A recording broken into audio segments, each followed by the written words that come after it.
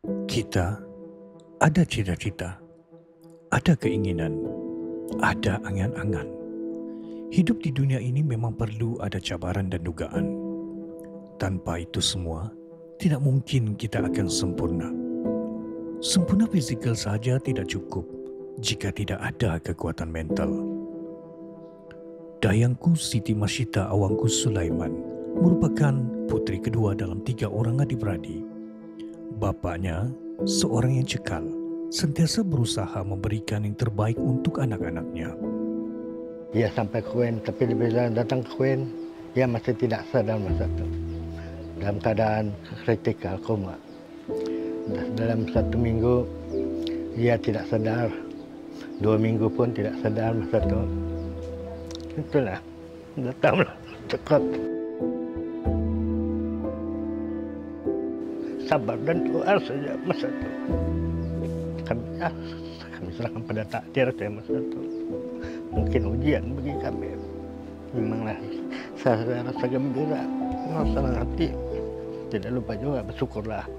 Dan izin Allah. Karena ialah doa. Berkat doa-doa, penduduk kampung, orang kampung, mana lagi bantuan dari UMS, sokongan dari rakan-rakan, ya. Hingga dia percaya. Saya bersyukur kerana ia punya semangat yang kuat untuk meneruskan pelajaran. Kecekalan bapaknya didorong oleh seorang pemaisuri hidupnya, ibu kepada Masyita. Samaria atau Liza binti Matnor tidak kurang hebatnya. Dialah insan yang sentiasa bersabar dalam menjalani kehidupan yang mencabar. Masa mula-mula dia sakit tu memang dia mengadu sakit perut selama 3 hari. Lepas tu kami bawa dia pergi hospital. Hospital cek sana, doktor cakap dia ada apa-apa. Lepas tu dia bagi ubat, kita balik. Dia makan ubat, okey. Bawa lagi pergi hospital Beaufort. Sampai sana memang dalam keadaan dia memang sakit sangat. Jadi doktor terpaksa bagi dia tidur lah sebab dia punya jantung laju sangat. Sampai subuh ada yang dikirimkanlah di hospital Queen 1. Sudah sampai sana, cek sana doktor cakap appendix dia sudah pecah. Macam dia okey sudah di koma.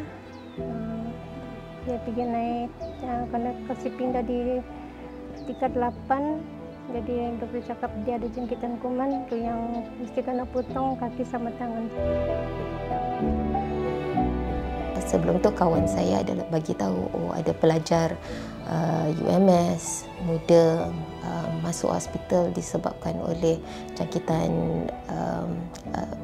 apa yang saya faham ialah dia punya appendix burst open, pecah lah, and sebab pecah mengakibatkan ada jangkitan kuman yang teruk dekat tangan dengan anggota bawah kaki terpaksa dipotong dalam usaha untuk menyelamatkan nyawa dia supaya jangkitan itu tidak melarat dan mengakibatkan nyawa terancam lah.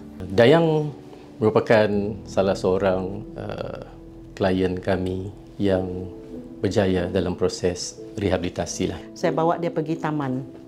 Ya, banyak kali I bawa dia pergi taman, I bawa dia pergi jalan-jalan supaya all this yang emosi dia tu untuk berdepan dengan orang, dia lebih yakin lah.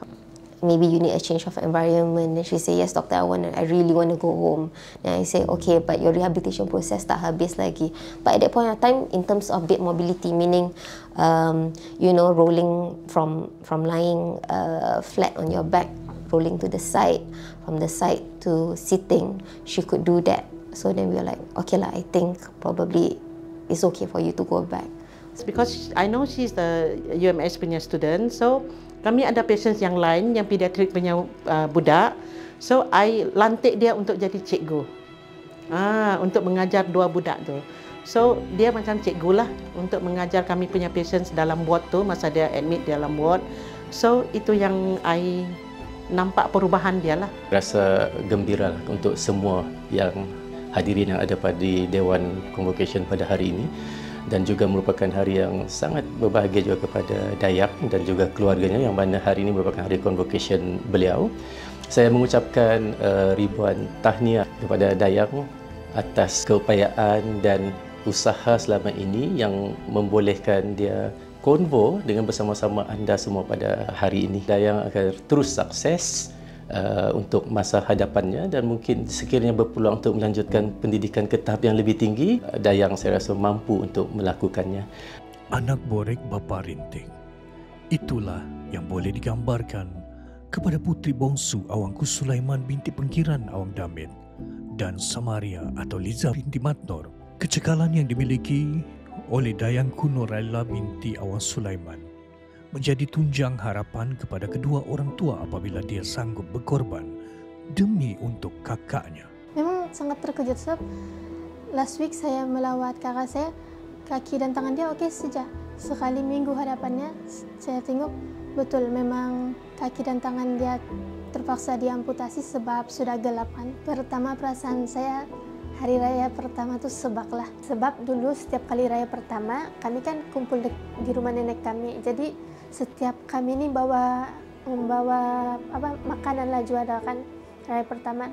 Dan setiap raya pertama kakak saya ni dah pernah skip buat kadang sate, kadang rendang. Dia memang memasak semua tu raya pertama untuk bagi keluarga kami makan. Terus tu tim raya pertama tu dia yang suruh mama saya masak. Terus tu saya ngantar dia pergi dapur. Dia ngajar mama saya masak apa yang dia mau share dekat keluarga saya lah. Biasanya dia yang masak.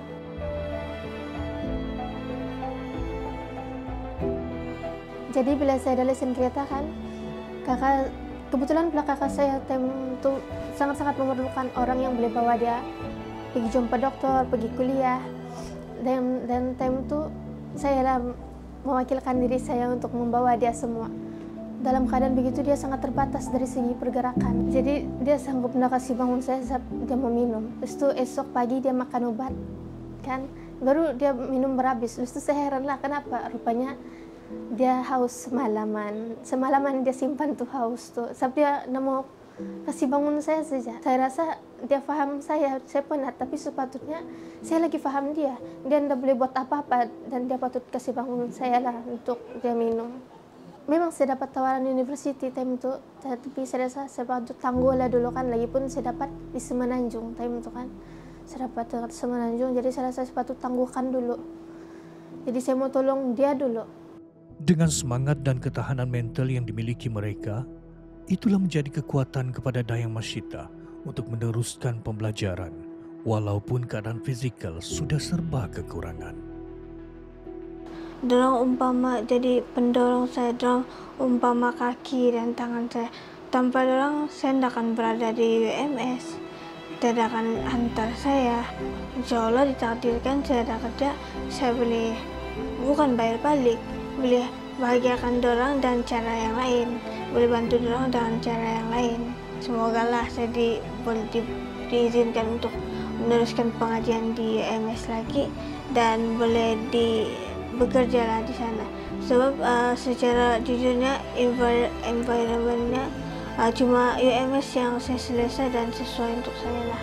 Kekuatan tu dari diri saya sendiri sebenarnya. Bukanlah selfish atau pentingkan diri, tapi saya kena bantu diri saya dulu, baru saya boleh bantu orang.